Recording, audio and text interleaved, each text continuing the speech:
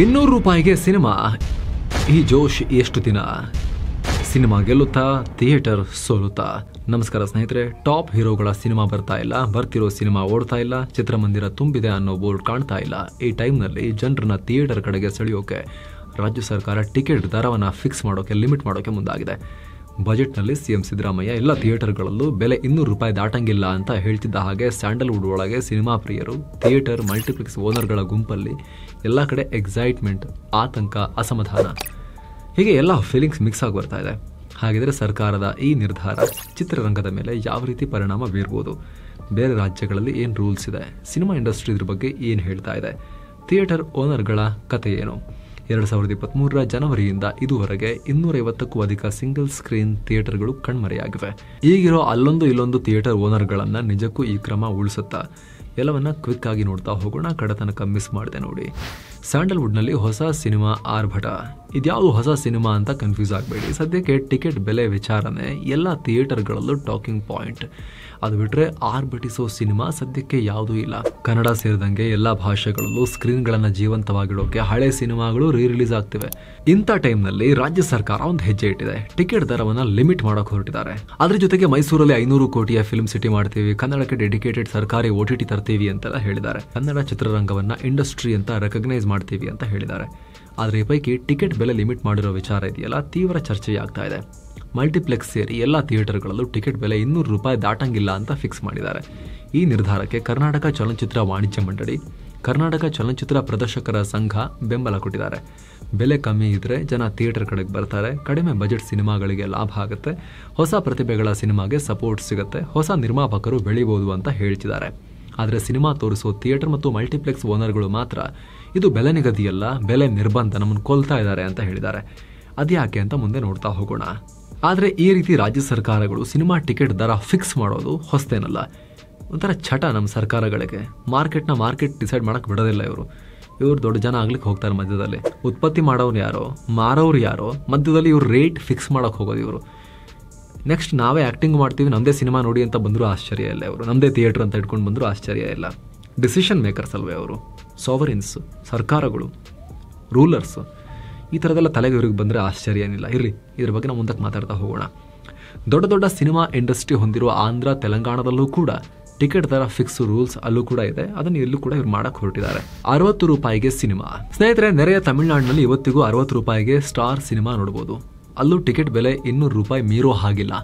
ತಮಿಳುನಾಡಿನಲ್ಲಿ ದೊಡ್ಡ cinema culture ಇದೆ. ಹಾಗಾಗಿ ಯಾವ ಸರ್ಕಾರ ಬಂದರೂ ಕೂಡ ಜನರಿಗೆ ಅಫೋರ್ಡಬಲ್ ಬೆಲೆಯಲ್ಲಿ ಸಿನಿಮಾ ಸಿಗಬೇಕು ಅನ್ನೋ ರೀತಿಯಲ್ಲಿ ಸಾಕಷ್ಟು ವರ್ಷಗಳಿಂದ ಈ ರೀತಿ ರೂಲ್ಸ್ ಇದೆ. ಸಿನಿಮಾಗಳು ಬಹಳ ಬೇಗ ದುಡ್ಡು ಮಾಡದೆ ಹೋದರೂ ಕೂಡ ಸಾಕಷ್ಟು ದಿನ ಓಡ್ತವೆ. ಇನ್ನು ದೈತ್ಯ ತೆಲುಗು ಇಂಡಸ್ಟ್ರಿ ಇರೋ ಆಂಧ್ರ, ತೆಲಂಗಾಣದಲ್ಲಿ ಟಿಕೆಟ್ ಬೆಲೆ 175ರಿಂದ 200 ರೂಪಾಯಿ ಮೀರೋ ಹಾಗಿಲ್ಲ. ಎರಡೂ ರಾಜ್ಯಗಳಲ್ಲೂ ಫಿಕ್ಸ್ ಇದೆ. ಬಿಗ್ ಬಜೆಟ್ ಸಿನಿಮಾಗಳಿಗೆ ಮಾತ್ರ ಬೆಲೆ ಏರಿಸೋಕೆ ಎರಡೂ ಕಡೆ ಪರ್ಮಿಷನ್ ಕೊಡ್ತಾರೆ. ಸೊ ಈಗ ಕರ್ನಾಟಕ ಕೂಡ ಈ ರೀತಿ ಫಿಕ್ಸ್ ಮಾಡಿದೆಯಲ್ಲ, ನಿಜಕ್ಕೂ ಬೆಲೆ ಈ ರೀತಿ ಫಿಕ್ಸ್ ಮಾಡಿದ್ರೆ 200 ರೂಪಾಯಿಗೆ ಮಲ್ಟಿಪ್ಲೆಕ್ಸ್ಗಳು ಆ ರೀತಿ ಕ್ಯಾಪ್ ಮಾಡಿಬಿಟ್ರೆ ಕೊಡಿ ಅಂತ ಹೇಳಿ ಅವರು ಮಲ್ಟಿಪ್ಲೆಕ್ಸ್ಗಳು ಅಷ್ಟೆಲ್ಲ ಇನ್ವೆಸ್ಟ್ ಮಾಡಿ ಆ ರೀತಿ ಒಂದು ಸೆಟಪ್ ರೆಡಿ ಮಾಡಿ, ಆ AC, ಪವರು, ಆ ಸೆಟಪ್ಪಿಗೆ ಮಾಡಿರೋ ಖರ್ಚು, ರನ್ನಿಂಗ್ ಕಾಸ್ಟು, ಆಮೇಲೆ ಟೆಕ್ನಾಲಜಿ, 4DX ಸಿನಿಮಾಗಳನ್ನು ಎಲ್ಲ 200 ರೂಪಾಯಿಗೆ ತೋರ್ಸಕ್ಕೆ ಆಗುತ್ತಾ? ಹೆಚ್ಚಿನ ಬೆಲೆಗೆ ಕೊಡೋ ಅದೇ ಸಿನಿಮಾಟಿಕ್ ಎಕ್ಸ್ಪೀರಿಯನ್ಸನ್ನು 200 ರೂಪಾಯಿಗೂ ಕೊಡೋಕ್ಕೆ ಸಾಧ್ಯ ಆಗುತ್ತಾ?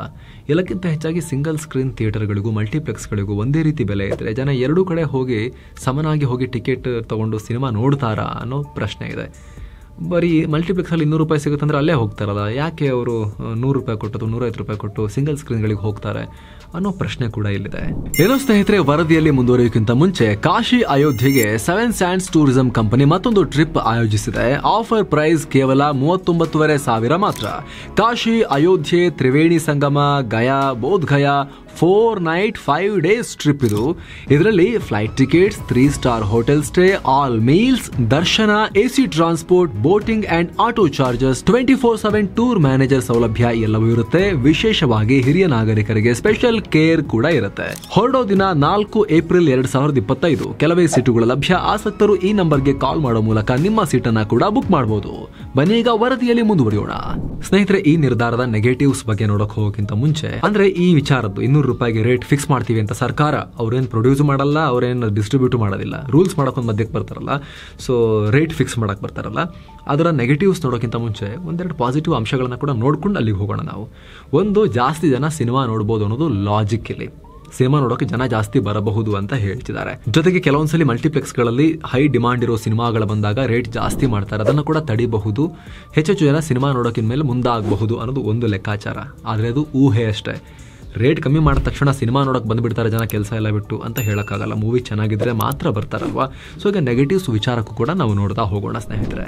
ಮೊದಲಿಗೆ ಹೈ ಬಜೆಟ್ ಸಿನಿಮಾಗಳ ಸಕ್ಸಸ್ ಇದೆಯಲ್ಲ, ಅದ್ರ ರಿಕವರಿ ಇದೆಯಲ್ಲ, ಹಾಕಿರೋ ದುಡ್ಡು ವಾಪಸ್ ಬರೋದು ಟಿಕೆಟ್ ಬೆಲೆ ಮೇಲೆ ಡಿಪೆಂಡ್ ಆಗಿರುತ್ತೆ. ಆಂಧ್ರ, ತೆಲಂಗಾಣ, ತಮಿಳುನಾಡು ಈ ರೀತಿ ಬಿಗ್ ಬಜೆಟ್ ಸಿನಿಮಾಗಳಿಗೆ ಅಲ್ಲೆಲ್ಲ ಟಿಕೆಟ್ ಜಾಸ್ತಿ ಮಾಡೋಕೆ ವಿನಾಯಿತಿಯನ್ನು ಕೊಡ್ತಾರೆ, ಅವಕಾಶ ಕೊಡ್ತಾರೆ. ಆ ರೀತಿ ಇಲ್ಲೂ ಮಾಡ್ತಾರಾ ಇನ್ನೂ ಸ್ಪಷ್ಟ ಇಲ್ಲ.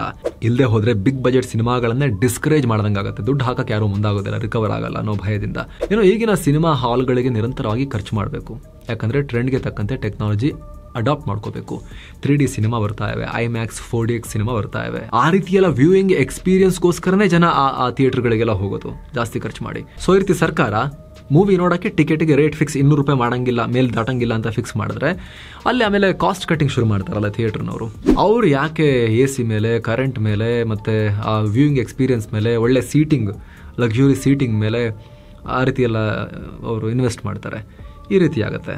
ಜೊತೆಗೆ ಜನ ಕೂಡ ಸಿಂಗಲ್ ಸ್ಕ್ರೀನ್ಗಳ ಕಡೆಗೆ ಯಾಕೆ ಮುಖ ಮಾಡ್ತಾರೆ? ಮಲ್ಟಿಪ್ಲೆಕ್ಸಲ್ಲಿ 200 ರೂಪಾಯಿ ಸಿಕ್ಕಿದ್ರೆ ಹೆಚ್ಚಿನವರು ಮಲ್ಟಿಪ್ಲೆಕ್ಸ್ಗಳ ಕಡೆನೇ ಮುಖ ಮಾಡೋ ಚಾನ್ಸಸ್ ಇರುತ್ತೆ. ಅವಾಗ ಸಿಂಗಲ್ ಸ್ಕ್ರೀನ್ ಬಾಗಿಲು ಬೀಳೋ ಚಾನ್ಸಸ್ ಇರುತ್ತೆ. ಓಕೆ, ಆ ರೀತಿ ಮಲ್ಟಿಪ್ಲೆಕ್ಸ್ ತುಂಬಿತು ಅಂತ ಅನ್ಕೊಳ್ಳೋಣ. ಮಲ್ಟಿಪ್ಲೆಕ್ಸ್ ತುಂಬಿದ್ರು ಕೂಡ ಮೊದಲಿನ ರೇಟಿಗೆ ಕಂಪೇರ್ ಮಾಡಿದ್ರೆ ಅವ್ರಿಗೆ ಜಾಸ್ತಿ ಪ್ರಾಫಿಟ್ ಆಗಿಲ್ಲ ಅಂದರೆ, ಒಂದು ವೇಳೆ ಟಿಕೆಟ್ ರೇಟ್ ಕಮ್ಮಿ ಆಗುತ್ತೆ ಅನ್ನೋ ಕಾರಣಕ್ಕೋಸ್ಕರ ಜನ ಎಲ್ಲ ಸಿನಿಮಾ ಬಂದು ನೋಡ್ತಾರ? ನೋಡಿಲ್ಲ ಅಂದರೆ ಒಂದು ವೇಳೆ ಜನ ಜಾಸ್ತಿ ಬಂದರೆ ಏನೋ ಒಂದು ನಡೆಯುತ್ತೆ. ಆದರೆ ಜನ ಮೊದಲಿನಷ್ಟೇ ಬಂದರೆ, ಯಾಕಂದರೆ ಕರ್ನಾಟಕ ಜನ ಬುದ್ಧಿವಂತರು, ಸಿನಿಮಾ ಚೆನ್ನಾಗಿದ್ರೆ ಮಾತ್ರ ಹೋಗಿ ನೋಡ್ತಾರೆ. ಕಾಯ್ತಾರೆ 2-3 ದಿನ, ನೋಡ್ತಾರೆ ಜನ, ಅಲ್ಲಿ ಕೇಳ್ತಾರೆ, ವಿಚಾರಿಸ್ತಾರೆ, ಆಮೇಲೆ ಹೋಗ್ತಾರೆ.